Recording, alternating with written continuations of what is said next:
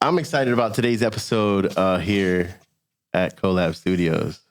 And we're on the lab today, just to be clear. And we have a special guest today that has been on a discovery journey of his own soul, his spirit animal, whatever you want to call it.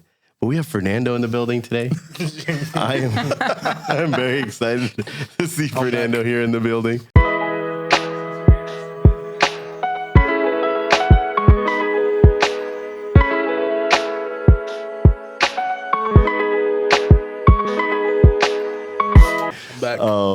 He is PodTheLab's internal research and development specialist.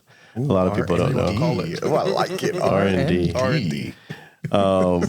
And we also have another special guest today, near and dear to my heart, Marcel, but his artist name is Ledoux. I thought you were going across the table I on that one. I thought you were going across the table on that one. Who's near and dear to my heart. Need an introduction. Everybody knows who she is. Leave the girl for last. I thought Say hi, D. Hi. Tell them where you've been. Welcome back to the lab. I went to Jordan. You know, Angel always wants to tell everybody where I went to travel. She's a globetrotter. People got to know. That's pretty I'm fire. a world Yeah, traveler. A lot of people don't even leave the state of Florida. That's so true. So Jordan, where is that? All the way like towards Asia.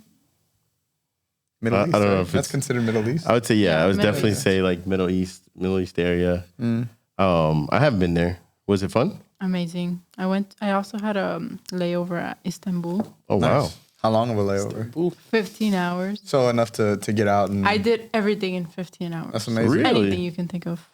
What's one of the things that you would say that you would recommend anyone do if they stopped in Istanbul? Turkish bath. Ooh.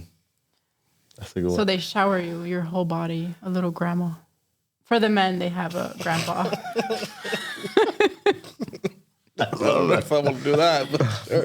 It's a little weird. The grandma, like, Yo, I'm Alright, down. abuelita. I'm down. I'll do it. Cálmate. If a little grandma was giving you a shower, come on. Angel's about to pay double. Say you wouldn't like that. Abuelita was all up in my body. Oh, wow. rubbing that back. All right, so if you guys want to hear what Abuelita was all down, you can listen Turkish to bath. What was your favorite part about Jordan? Oh, yeah, that's a good one. Going to see one of the 7 wonders of the world, Petra. Wow. It's deep. I feel like I haven't traveled, man. Just hearing just her experience in Jordan and Istanbul, like 2 countries. Oh, come on. You're on top of me because this man has gone to Japan. Well, Japan's dope. I like it. Dope. You make it sound like it's down the street. I gotta go back. No, for sure. But no, people aren't here to hear about my travels. Just going to Broward. Let's talk about what they're here for. They're here to talk. Who's Ledoux? Tell them about yourself. Fernando, they don't really care about. They know he comes and goes. I care about Fernando. We do care If you about want to him. know about me, go to episode 1. That's true.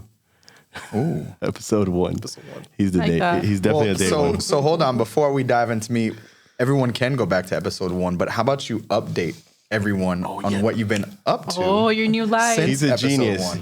You're a regular on the lab. Please come back. Oh, this is I'm a broadcast journalism dropout. Come on. You know, I'm all about business. If you want to go see more about me, go Oh to my Instagram, gosh. F2 Garcia. I'll leave you the name on the bottom. Garcia or F2 edits? F2 Garcia first, and then And you then can you go can to F2 go edit. to. Okay, got it. I'm still updating. I dig. What can I say? What updates? You know, family grew. Have a little boy, Congratulations. so It's amazing. little Mateo. Little I got Mateo, some. that's I got some nice content, nice. some nice He videos. does. He did a lot Makes better. a lot of TikToks for his lot of baby boy. Mateo's like my little nephew's name Yeah? too. Yeah, So it's a nice name. it is. It's a beautiful name. I've been doing a lot of research. Been trying to do some new content, some new videos, some new editing techniques, learning about lighting. And he's research and so- development. That's his job. I haven't been here, but I've been doing a lot in the. In your office. research quest, has there been anything that has surprised you or shocked you that you did not think that you'd find out? That's a good question. I don't think surprised me, but kind of like sharpened the things that I already knew. Mm-hmm. So kind of like helped me develop a different perspective of the things that I knew. You know, I think here in the studio, I've learned a lot about little like all the other things like cameras, videos, photography, lighting, audio. But like me researching is like foundational stuff. Yeah, it's like the foundation. Like it's like kind of how do you reconnect to the core of the things that you're doing? Right. So Awesome, yo. I like it. I always like when Fernando comes back because he always brings. That sounds very fresh. Can I ask one more question? No, I mean, absolutely. You guys all the ask questions me all you the want. This is questions the today. lab. Anything in your discovery process that may have discouraged you or turned you off about media or the place that media is heading to? discourage me is kind of hard. I think just maybe not discouraged because you're going to fight. Maybe turned you off about the way that media, the way that we consume media, the way we create media, the way that we roll out media. Anything that was just like, if it has to be done, it has to be done. But kind of like, it wasn't pretty. I don't know. I haven't thought about that. I think in the research time, I did see there was moments where I saw the same thing over and over, and then you feel like do you feel like society's just doing things just to do it? To do it, right. And then you're like, I don't know if I want to continue in that same path. So then you have to like step back and kind of say like, hey, what is my value? Like, what am I going to do different than these other 30 people that are doing the same content creation or the same things that I want to do in the future? Right. So it's like, you're not really like when you're doing these things or you're doing these research, you're not thinking about like, damn, like fuck. Like, you're emotionally not trying to, be effective. You're just motivated into like finding something out and see what is it that you want to do differently. Gotcha. So I think in this time I was more motivated to like find new perspective in the visual art and the art that I normally do to see like how can I start bringing more talent into my life to do these things that I envision in my art. So awesome. I think your question hits something for him, like right on the head, because like Fernando loves the fact that he can still separate the business from the passion. The passion, yeah. And like that's one thing that I'll commend him for. He stays just far enough away where he could still have that like raw passion for the art. And I'm more leaning towards the business side, efficiency, systems. Can this be repeatable? Can anyone come in and do something like this, as opposed to like a template, almost like a template of things, right? Yeah. Because you're taught that, like in business, if you want to be successful, you want to think of systems, you want to think of what can be repeated, process. Anyone coming in, right, and being able to pick up.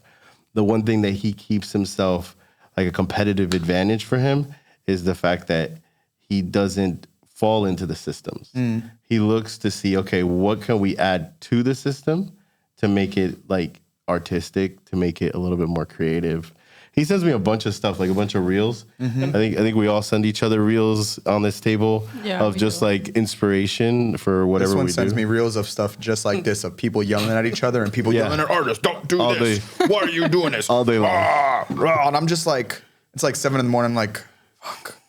I'm like, I'm not even gonna, I can't even consume this right now. Like I'm just emotionally not there yet right now. Hold on.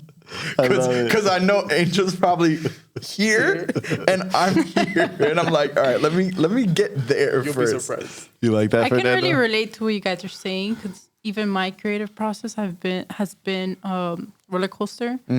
I've been very up and down. I've isolated myself sometimes too to like readjust to where I'm gonna align my vision being a creative. Yeah.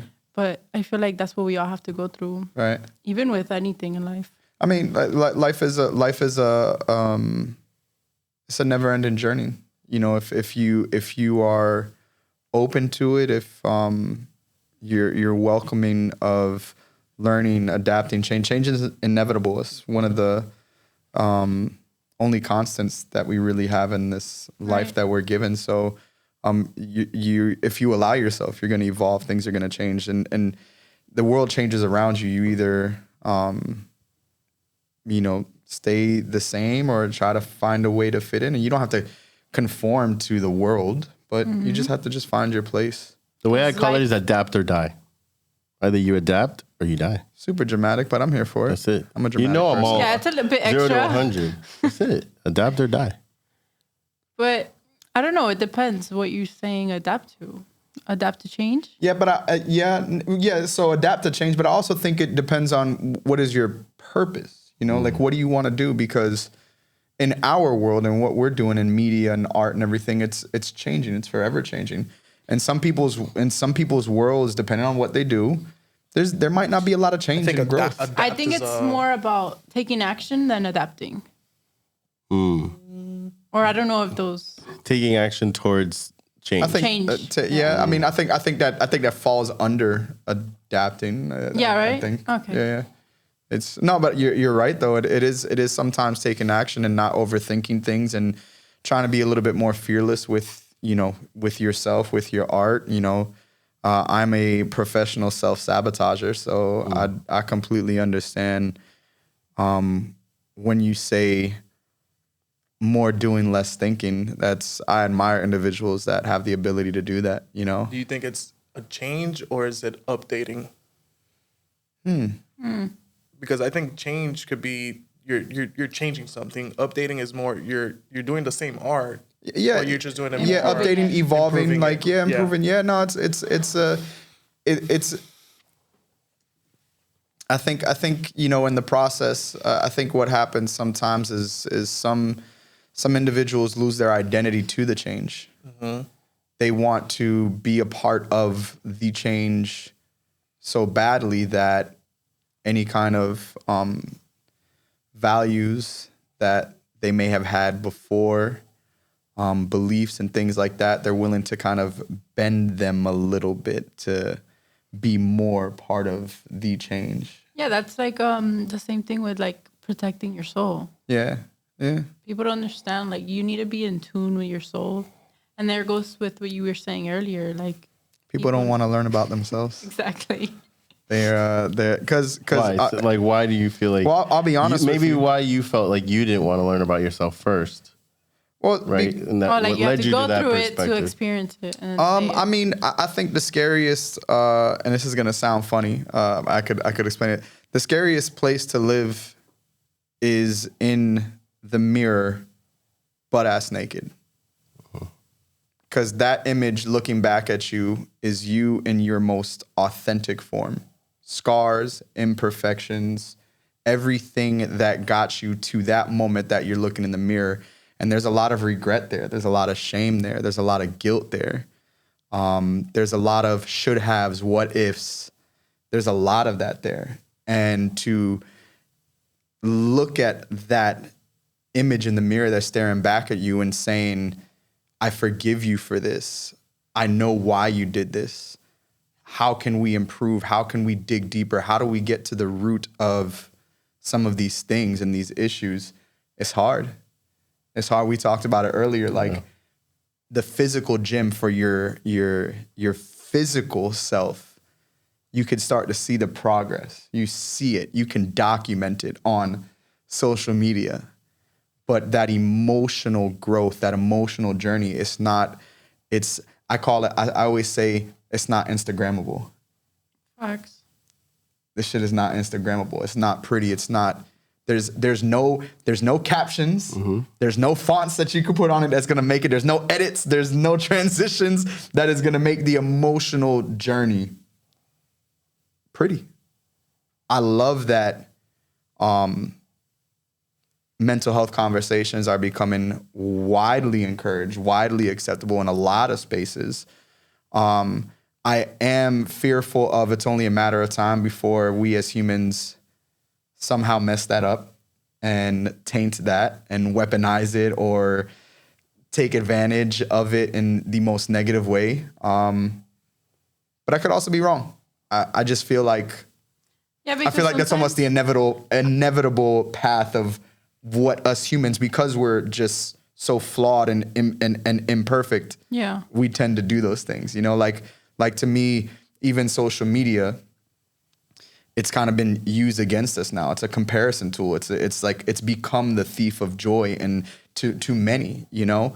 I don't think we were ever meant to have this much connection to as many individuals and as many things as we have. That's why sometimes I'm extremely grateful for technology. Because technology has made a big impact on us. It might have a lot of negatives, but it has helped us talk about mental illness. My mom, she was like, I just found out I have ADHD at 40 years old because people are talking about that. Yeah, they're talking about people it. People don't know that ADHD has been a thing forever. Yeah. My mom was like, at least you just found out you had it, or maybe you do, maybe you don't. But I'm finding out this now. And I love that, especially Hispanic parents, Caribbean parents. You know, while there's still some that don't believe in all these things that are being coined, right? Like, but there's some that are just kind of sitting back and like, oh wow, maybe my kid has struggled with this for years. Hell, maybe as your mom had the aha, like maybe I've been struggling with this for years. And to your point, that I think, and you know, and I said it when I was having a conversation with B, I think some of the best things about the internet are also some of the worst things about the internet. Yeah. But I think, like, for me, it's like it's always been yin and yang. Like this whole thing that people say, oh, there's a lot of businesses opening up. There's all this stuff happening. I'm now realizing that I have ADHD or whatever it is. I feel like we've always had that. It's just that now it's been 10x'd. It's been multiplied because of the fact that we all have the power to tell a story. And it's, in a way, I think it's powerful because now if you're not changing, it's on you. Yeah. You're the lazy one. Because everybody, the internet is telling you to be better. You don't want to be better. You don't want to improve. But I think that's where AI is stepping in. Because a lot of the stuff that we're being influenced by, even the conversations that we're talking about right now, are because these phones are sitting in the same rooms as we're having these conversations. And all of a sudden, we're being exposed to that content. Yeah, so it also is, what you're trying to say, that is also within you to want to hear these things. You have to be able to like accept some of the things that are coming out your way. But let's say you right now you go to 8-year-old's phone or my grandpa's phone, you're gonna see cooking videos or something. You know what I mean? The good old algorithm. Yeah. Like you want to know someone, go ahead and look at their what's it called, the Discover page. Yeah. And it tells you a little bit about them with models. That's what happens a lot with photographers, right? Yeah. You get a lot of models on the Discover page because it's also taking into account who you follow and what they consume and so on and so forth. Right. It looks for patterns, right? But at the end of the day, like, what is technology helping you to do? For the people that couldn't communicate, but now are seeing other people that are like them start to tell their story online, all of a sudden, now you have the permission to go out there and do it yourself. Like, how many people have you seen that maybe you've been around and be like, man, you're really introverted. You're like, you don't really share your feelings, or you don't tell people that you cry when you watch, what's that movie that you watched, Fernando? Elemental. Hey, listen, them Pixar movies do it to you, yo. Soul was another one. Soul got me nasty. Every Disney movie can get you. Bro. Like, it just knows how to pull your strings and take you up and then down and then slam you on the wall a little bit. The switch of generations, it's insane how like just 2 or 1 years is changing everything. And every like kid's mindset, even our mindsets. Well, I dare you to ask my kids what cable is. And see if they tell you. Like, is your son going to know what cable is? Oh, yeah, that's right, because you guys still pay for cable. I still pay for cable, so why do you do this to yourself? Why? Don't remind me that. No, but, like, I'm sure that that you specifically, Fernando, you're going through the change so close right now because not only are your father now, you're seeing your son. Now they're getting, like, he's getting his personality, I would say, right? Yeah. So now you're starting to see either your personality or your wife's personality. Which one is it? Grandpa, we Grandma. don't know yet. We don't know. He has a little bit of both. A little bit of both. I think he'll be like dead serious and go. That's you. That's 100% that little you. sneaky. Yep. That's 100% this guy. I feel like it takes a while for you to identify. To identify like the thing that you want to change. The child's personality. I'm over here acting like I'm a mom, but well, I mean, for me, it happened, I would say, right around 5 years old. That like got like their full personality. 2 years old, you see the terrible twos that everybody talking. I don't think they were that bad because I had 2 girls. So I honestly swear that girls mature way faster than boys. While Theo is running around driving them nuts, my kids are just talking my ear out. Like, that's all it is, right, Fernando? Theo's just focusing on the wind. Like, what's happening in the air? Like, what's happening? It's like, what is this? What's right this? now? Look at the rain. You know? Oh, even me in my 30s, I'm still there. What is this? I'm still asking Like, the wow, it's question. raining today.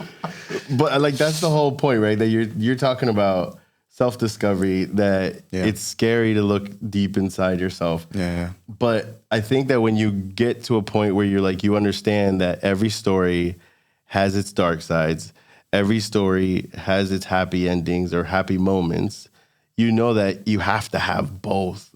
Like, when you come to the realization that you have to have good and bad things happen so that you can appreciate the good more, then you learn to be okay with the chaos that happens around you. Like, I used to be paralyzed when things would go wrong. Yeah. Like, honestly. Like, I've gotten better. I used to, I myself, if things would go wrong, even a slight deviation of an agenda for the day or an agenda for the next few hours, for whatever, if there's just a slight inconvenience, I would get hella bent out of shape, and it would ruin, like, I would not be like, oh, this is still gonna, like, oh, that's no big deal. Like, it's gonna go fine. Nah, I used to get so tight, but now, There's men for you. Sorry. But no, that's good. That's good that you like. So she's. It's true though, because women can really handle a lot of things. Scientifically, they know. oh women no, I handle think a million y'all are things at the same superior. Y'all are time. amazing. But that's the thing. She hears us saying this shit, and it's just like, try having your period and then having to go out into the real world. Nah, I tell Yo, she put me on game on something. Listen to this. God. Listen to this shit. I get a slight stomach ache and I'm ready to give call up. it a day. Fuck the day. I'm like, I'm staying yo, undercover. Fuck this. Right? Just watching TV all day. Yo, you know? put this into your perspective right now. She told me that there's literally only 1 week that Or girls like have. 4 days Oh, wow. She just took it to another level. 4 days that women are actually in their normal self. state. And then why? Why is the reason? Tell them the reason so that you can blow their minds. All right, so you have the week before your period, where your hormones and all your What a emotions. great topic. Right. Go ahead, go Oh, ahead. this is This amazing. is good. Go ahead. I'm here. Listen, Put the game. Put the game. I was Since I'm the only girl raised in a house here- full of women, so this shit does not make the game on. make me since feel I'm the only weird or girl anything here, we like need to that. make some feminine. Yeah, go ahead. Tell them. So the week before your period, your emotions and all your hormones are acting crazy. And then you have the week of your period, where that's Even where crazier. You have cramps, or You're going through it in a different A way. monster. Yeah. Yeah, go ahead. and then you have the week after, where it's kind of like you're healing from all those emotions. Right, Where right, you're right. starting to feel sane. Where you're like, oh wow, I can like smile. So that's already if we do a full 7 days, it's 21 days of an emotional Yeah. roller coaster. Like, when I put that into my So mind, imagine I was like, in a Latina where she has different personalities and she's just freaking wild all the time. Do you feel like? Let me ask you a question. Do you feel like that's a stigma though? Like, do you feel like that's like such a stereotype? oh, like the whole Latinos crazy Yeah, it's thing? crazy and stuff like that. I like, mean, my Latina is crazy. It's I'll put not it out there. because no, I just asked because I feel like someone somewhere the Some same Latino over there. Nah, like the same way that money is just paper. Like someone at some point put truth or value to it, and that's Oh, been and then the that's been thing the for, set thing. and that's what everyone says till the end of time. So that's what I'm asking. Let's put it curious. like. I mean, but you for can put- example, look at J-Lo. She's like a tiger. She's a whole ass Latina. But I mean, like, let's. But I don't know her. Statistically, wait, let's statistically. know her. Statistically, But how many Latinas have you met that are like you consider? but I think that wait, Not hold up. meeting the stereotype. The whole Latina thing is like, let's say you go into a Cuban party. You're gonna see a Latina girl shaking her ass way better than a gringa. Jesus, shots fired. I'm sure there's some white girls out there that can shake it. I was gonna say, I'm sure there's gonna be some parties where you walk in where there's some Latina girls that don't know how to Don't dance so shake it. well, and Yeah. that white girl's probably throwing that thing Well, back. that too. Look, But for example, like I don't know, Latinas are louder. I bet some white girls that are allowed Yeah, to, right? See, this is what I'm saying. Like, yo, This is a good debate, right? I just think it's a little sauce that Latinos have. Look, No, I'm not questioning the sauce. I'm questioning the stereotype. Oh yeah, The that all of sauce, them the are sauce, crazy. yeah, no, the sauce. Because even within Latin cultures, Cuban, Puerto Rican, Dominican, Peruvians, shout out, Colombians, Ecuadorian, like everyone has their own. yeah. You're sauce. talking about the crazy Yeah. part. Yeah, I'm just talking about the stereotypes. Yeah. Like white people are this, and Spanish girls are this, and Dominican dudes are this, and Yeah. Puerto Rican girls are this, and like I'm just always talking about No, the but stereotypes. Dominican dudes That are are that That one Dominican person dudes. that messed it up. fucked it up for everybody. But did you Yeah. guys hear me? What? Dominican dudes are Dominican. Yeah, yeah, we get that. It's okay. You have two on the table. But the idea is that I get your point, right? That I just like to it always shouldn't question just stuff. be like one specific thing, because to be honest, with all the females I've met, they have their own level of crazy. Like there's a specific level of it. But when she explained this to me, I honestly dead ass went home and I was like, I went to my wife and I was like, I'm sorry. I love you. Like, Yeah. I'm sorry. Like you only have 1 week, like 4 days. Really? You want me to bake you some chicken? Right? Do you want something? Do you want a cookie?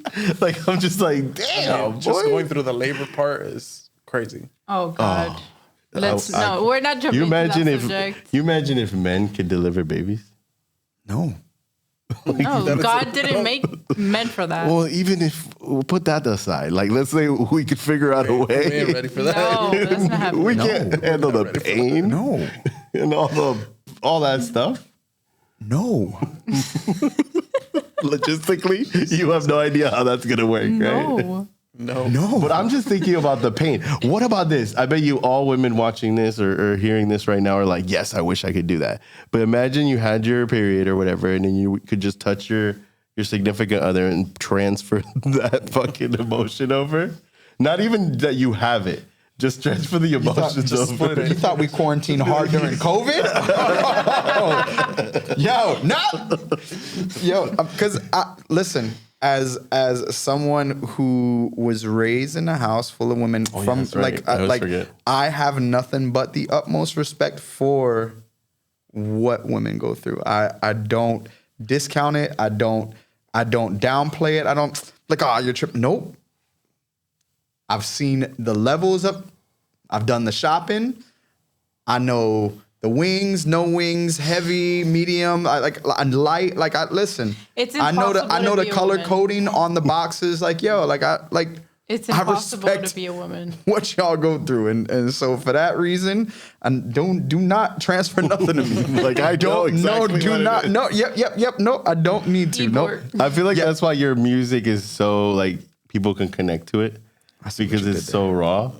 And like specifically like I was some trying of to the get there, man. You beat no, me. No, that was a great- that was great. I feel like thank you for the transition, but I feel like some of the songs really resonate and they put that emotion out there. Yeah, you really Thank you. show the feminine and the masculine. Ooh. Oh, which thank you. That's what's being pushed out nowadays, and you're it's really pushing that. It's crazy that's just who I've just been my entire life. Like I used to get teased for being too emotional by dudes, by women that I was trying to pursue. Like, oh, you're too emotional, yada yada yada. You know, why do you feel so heavy? Why do you like? That's just kind of and in hindsight, right? Like those, you get bent out of shape in the moment because it's a shot to your ego, and especially depending on what age you're at, you know, Yeah. you're not emotionally developed to understand that just because they say that they could feel that they're allowed that just means that person is not for you, and that's all it is. Facts. You know, that doesn't. If they even now as we continue to change and we continue to grow and we continue to learn about ourselves, and I don't want to be the one that's been like, if someone treats me negatively, that's a reflection of them, yada, yada, yada. Because it might not be. To me, as soon as we say, that's a reflection of them, we take accountability away from ourselves. And I think that is going back to the mental health and the therapy thing. I think that's where we start to take some of these things that are created and done in a positive way, and we start to twist them and weaponize them. Because if you outlash at me right now, I could have definitely may have deserved that, right? Yeah. But the way that everyone, if you outlash, you'd be like, oh, that's just a reflection of him. That's how he feels. And again, that relinquishes accountability from me. So I'm not even questioning like, damn, did I do something wrong? Like that question does not pop in anybody's mind. The first thing is like, that's a reflection of you. Well, I feel like I would counter. I'm going to counter it for a second. I apologize. So I say all that to say, so thank you for the compliment. But I think the music that I have created and that's going to start coming out shortly here, very shortly. It's these are just feelings and emotions that I've processed, the experiences that I've been through, and even artistically, I'm learning new ways to express them. I'm because I used to just talk about love and heartbreak from a romantic sense, but now I'm starting to speak on self-reflection, and not only self-reflection in a very deep, like melodramatic way, but also in a humorous way, because I'm that just doing it in a humorous way is a reflection of who I am. Like I am the most unserious person. I'm very serious about life and about experiences, but at the same time, like I'm the most unserious person. Yeah. But like that goes to show you what I mean by when I say that like you do a good job at like putting your music and putting those feelings in your music so that people can resonate to them. Even as you speak, you're saying that self-reflection or saying that whatever someone does is a reflection of them. To get to that point, bro, like that shit ain't easy. Like the initial response from someone is not that is a reflection of them. It's immediately attacked to your ego. Well, and it's a clear sign that you've separated from your ego to be able to say that's a reflection of them and not respond to it. And again, I think this is where the internet becomes a little bit dangerous because it's an echo chamber. Is, every platform is its own echo chamber, right? So the groupthink thing starts to happen, and you get one person that says, like, that makes sense. And then when someone says, like, yo, someone outlashed, that's a reflection of them. They're like, I remember a time when someone like, oh, yeah, nah, that was definitely them and not me, yada, yada, yada. So that plants the seed, and that becomes their identity in that moment. And that's how they start to process any interaction, whether it's with people they know, strangers, and anything like that. It really becomes part of their makeup. And it's irresponsible. To me, it's irresponsible. I don't know at what point saying like, yo, I messed up or I was wrong became a bad thing, or that made you a weak individual. Like, yo, to me, honestly, there's power in saying, I was wrong. Yeah. I messed up. Like, are you going to, with your significant others, are you going to sit there and lay in bed and just be like, you're tripping, that's on you? Yeah. That's how you're going to, that's going to be the existence of your relationship? Come on, yo. There's no relationship, whether it's romantic, sexual, platonic, there's no relationship that will last if there's no, at least, damn, did I mess up? And go through that. Did I do this? And then even if you can't answer, be like, yo, look how easy it is. Did I do something wrong? Did I hurt you? And then watch the dialogue open up. Not only will the dialogue open up, you're starting to establish trust with that individual. Because now that person is seeing like, yo, this person is willing to hold themselves accountable. This person is willing to see if there's anything that they can do to improve our relationship. And they start to trust you. And now they feel like you're starting to create a safe space where they can be more expressive, where the communication is free flowing, where there's not that tension all the time. Because there's individuals that don't talk to each other for days before passive aggressively addressing it. They don't even address it still. They're just doing it in a very passive aggressive way. And what you're saying, such situations like that, or even having people around you that aren't even aware or even want to take that extra step to think that much. Yeah. That can lead just one single person feeling lost, full of confusion. And like, you don't want that in your life. No. it's like the worst feeling ever. It is. I know because I've been there. Oh, I've been there. taken myself out of there, and it's like the worst thing ever. And I've been there again, and I've been there out again, and like I can totally relate to that. So if a lot of you are wondering like why we're going down this avenue, it's because this is the embodiment of Ledoux's music right now, right? You're going through this evolution. You're going through this change. You've accepted that you're in control. And then now you're taking the steps to kind of improve and to build the trust with yourself first before you can build that trust with maybe your significant other, anybody, maybe your fans, whatever. And I think a lot of people can relate to where they are in that journey. But more specifically, the song that you have coming out right now, I feel like shows what we just went through in just this amount of time in the podcast, right? We've laughed, we've gotten deep, we've self-reflected, and now we come back like a full circle. It's almost like you take us through that full archetype of what a story should be like. It's like a rainbow, like a sweater. Everything's fine. Just like that, right? So tell the people about that song. Actually, you know what? Before you tell people about the song, Fernando just heard it. I want to hear his impressions of it. He's so new, for the first virgin time. ears to your music. Yeah, y'all are. Man, I remember my. We've heard it over and over. I remember my virgin ears. You remember? Yeah, we. You were there. So hold on. We played it. Wait, we'll all go. That's what I'm saying. Let's start with the newest. Let's start with the newest. I think it's just it takes you through a roller coaster of emotion. I think listening to it, you gotta really, I want to say pay attention, but you gotta just let your emotions connect with the song.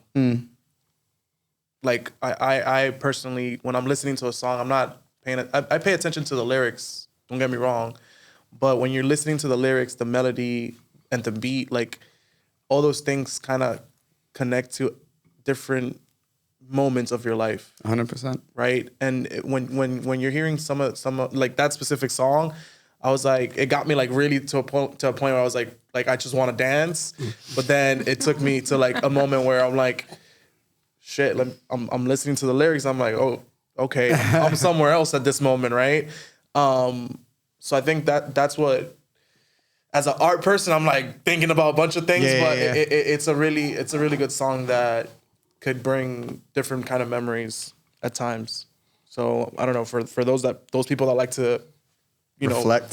and I go through think it. I think this is a good morning song with a nice cup of coffee.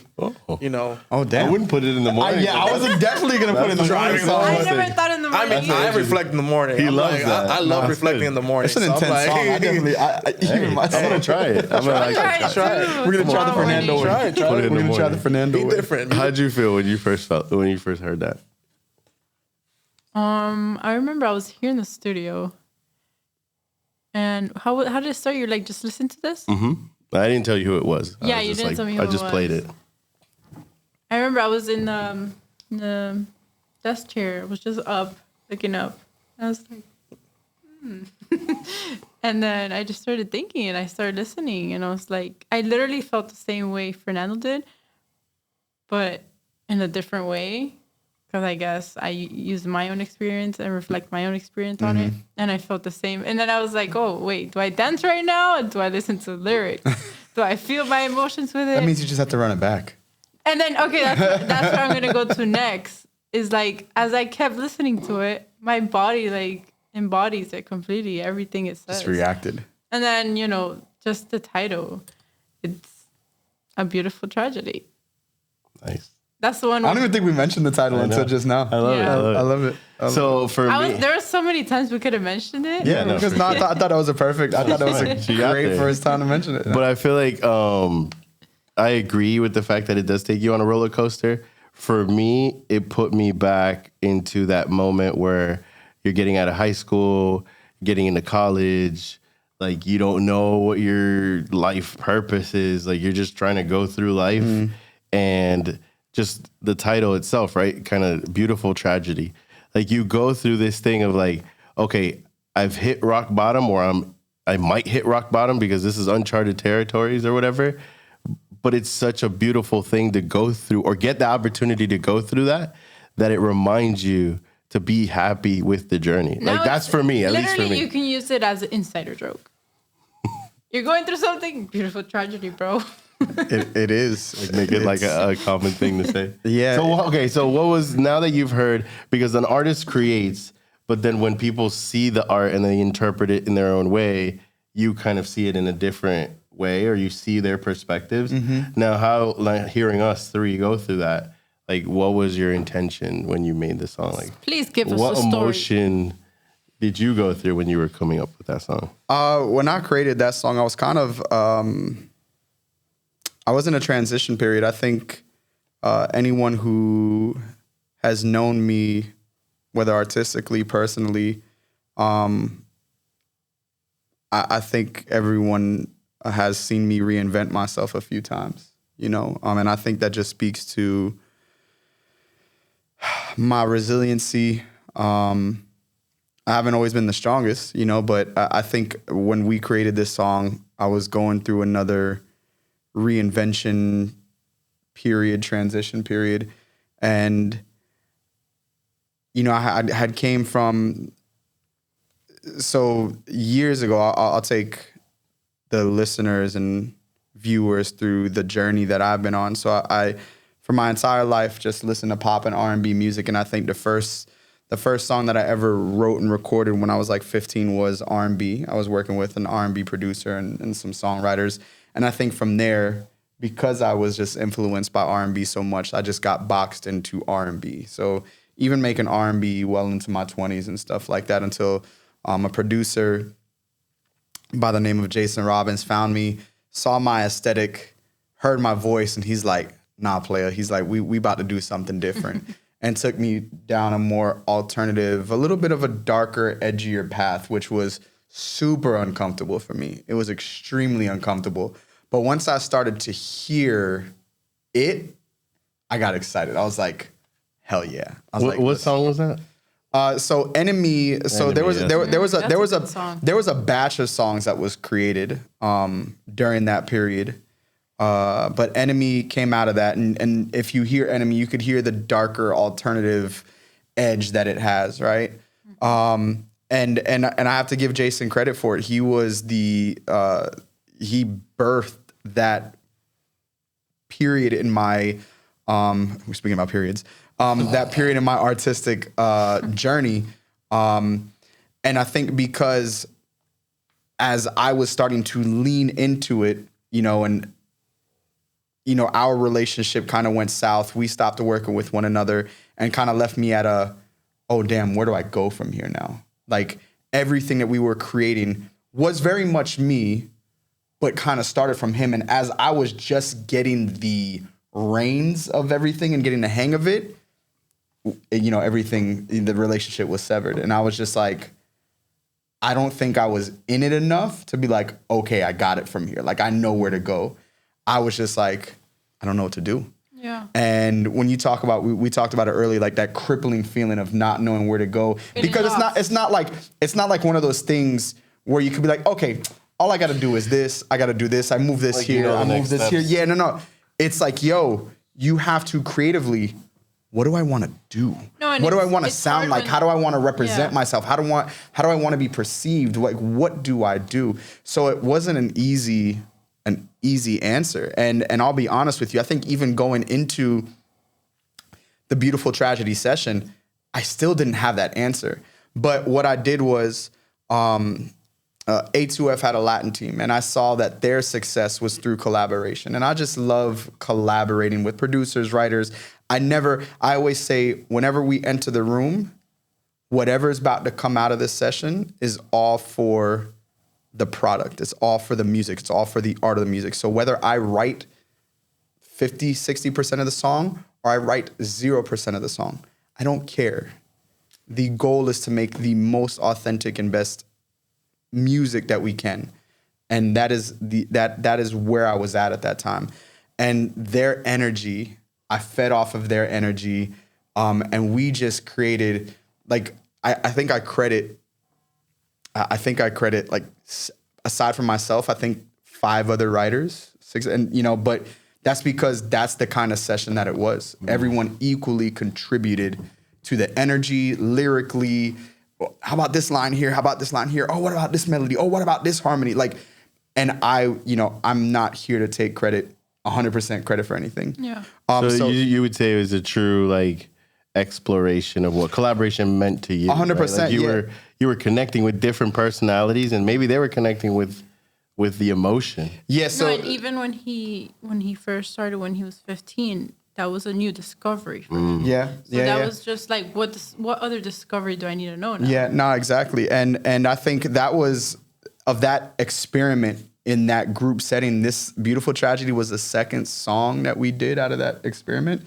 I think we did a song, the first song we did was called Beg You, and I think it had like a good skeleton there, like, oh, there's something here. There's a little edge. There's a little, you could hear some of the pop influence, some of the alternative influence, some of the, some of the R&B-ish kind of influence. We're like, okay, we have something here.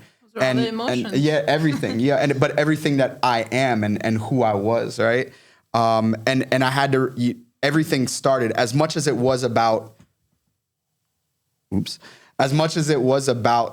the end goal was to create the most authentic product that we, or music, I don't want to call it a product, but music and art that we can create. I knew it all started with me and from me. So I knew I had to be playing at 100 during those sessions. And I'll be honest with you, before even going into those sessions, I told my wife, I kind of, as much as I wanted to be in control of my career and the creating of music, I told my wife, I said, you know what? I've never done this kind of experiment of 6 other writers in the room, 3 or 4 other producers. I was like, but you know what? At this point, I'm ready to figure it the fuck out. I really released control and said, if this shit works, then it works. And that's where we were at, You're in it to win it. Yeah. So again, being a person, I have pain and love on my knuckles here, but that's because I think us as humans, that's what we like. We are made up of experiences of love, whether it's romantic, family, life, and pain. I think that is really the 2 pillars of who we are as humans. And I wanted to take that and put it in the song. And also kind of, I've never really had a song where I kind of talk a little shit, you know what I'm saying? Kind of from a position of, because everything's always been, like very suave and, shit like that and stuff. So I was just like, I want to have a little edge. I want to talk a little shit in this, and kind of have like a little bit of an attitude and Beautiful Tragedy, it kind of was just, it was such an organic, even the title, coming up with the title of the song was extremely organic. The energy was extremely organic. But I thought Beautiful Tragedy was extremely fitting because to me, it just describes life. It describes the human experience. Like life is tragically beautiful, But I think there's just so much layers to us as humans, to life. And I think the way that y'all described it is perfect because the music makes you feel one thing. The lyrics might make you feel another thing. But I think that's the duality of life that we deal with as humans. So I feel like from the title of the track, the music, the lyrics, the delivery in the vocals, it really, I wanted to capture the human experience in a song. And I'll be honest with you, that was a catalyst for the bulk of music that we created because it really allowed me to just be free. And for the first time, I think ever, I felt free creating. Like it's so crazy to say. Because you let go in the process. Yeah. At such a late time in my life, I was just like, yo, like this feels fun. And I think what happened was I was stressing myself out so much to figure out what's next, where do I want to go, that it just stopped being fun. Yeah. And, So you think you uncover why was it fun this time compared to other times where, you've worked differently? Yeah, 100%. I think in other I guess, stages of my artistry, it felt very regimented. It felt very, while everything I do is intentional, but it felt like we were trying to figure out a template. I know we were talking about templates and stuff, but you could feel that in the creative process where, like, if something doesn't go that good, like, you get bent out of shape, like, oh, this was a waste of time. Like, and this was one of those moments, like, even in creating these songs, there was sessions that stuff didn't come out, and you were just like, okay. I think overall, I mean, any artist, anyone who's in the art industry, if you're doing it by yourself, at some point you're gonna get frustrated, because there's so many things within the art industry that if you don't have a team supporting or collaborating, or everybody knows their different role, right? There's gonna be a point where you're like, I'm doing everything, I'm done. Like, it's gonna not motivate you anymore to do it anymore. And I think you hit a point with when you said, looking for that collaboration help you make the process fun to making this song. And I think that's the key to success to art in general. I 100% agree with that. What did it for me is, so prior to making these records, I was under the moniker Ledoux and the Broken, and to give some context there, everyone would always ask, is the Broken a band, And I'll be honest, I created that moniker because I started rehearsing with a band, and I was just like super excited because I've never wanted to be a solo artist ever. I always saw myself, even in high school, I was the youngest. I would always have singing groups, and I always, Boyz II Men is a huge influence. And would you ever go like do a solo thing? I mean, I am a solo artist. No, but like, would you go on stage by yourself? He's asking this question. Just let's walk through it. Yeah, I mean, you in Beautiful Tragedy, you went through a beautiful self-discovery, right? And I think every time you get to the next level, you always encounter that next boss, like that next challenge, right? It'll never stop. That's why we have to get accustomed to being okay with operating in chaos. He's trying to paint it in simple words. Tell him. Do you feel like your band is your safe space? Nah, I knew where you were going. I'm here for it. So no, it's not a safe space for me. For me, you want to know what it really, really is. I've never performed. I can't say I've never performed to a track, because even when I was performing with, I used to perform with a group called The Last, and they were a hip hop duo. And sometimes we would do an acoustic thing. Sometimes we would perform to a track, and I sang some of their hooks and stuff like that. So I've sang to a track. But when I went to a performing arts high school, and we never, ever, ever performed to tracks. Everything was all live, all student ran, everything figuring it out. Yeah. And there was a freedom there. It's not a safe space for me, because if the question is, can I do it by myself? Yes. I actually love being by myself.